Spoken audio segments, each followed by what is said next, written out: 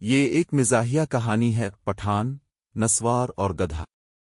ایک دن ایک پٹھان خان صاحب بازار جا رہے تھے۔ جیب میں نسوار، ہاتھ میں لٹھ اور ساتھ ایک گدھا۔ راستے میں ایک دوست نے پوچھا، خان صاحب، یہ گدھا ساتھ کیوں لے جا رہے ہو؟ خان صاحب بولے، یہ میرا خاص دوست ہے، جب میں نسوار رکھتا ہوں تو یہ میرے جذبات سمجھتا ہے۔ دوست نے حیران ہو کر پوچھا، یہ کیسے؟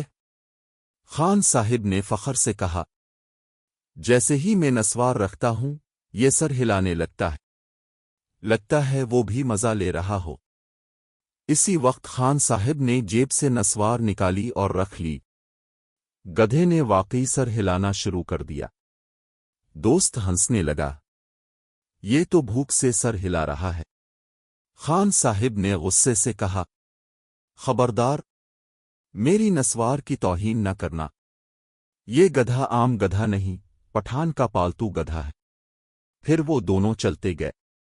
راستے میں گدھا رک گیا۔ خان صاحب بولے، چلو بھائی، کیا ہوا؟ گدھے نے ایک بار زور سے ڈھینچوں کی آواز نکالی۔ خان صاحب نے سر ہلایا، ہاں ہاں، سمجھ گیا۔ تاؤ کہہ رہا ہے ایک اور چٹکی نسوار رکھ لو۔ دوست نے کہا، خان صاحب، لگتا ہے گدھا آپ کو چلا رہا ہے۔ خان صاحب ہنسے اور بولے، بھائی، نسوار رکھنے کے بعد سب کچھ سمجھ آتا ہے، یہاں تک کہ گدھے کی باتیں بھی۔ مذاق کا نچوڑ۔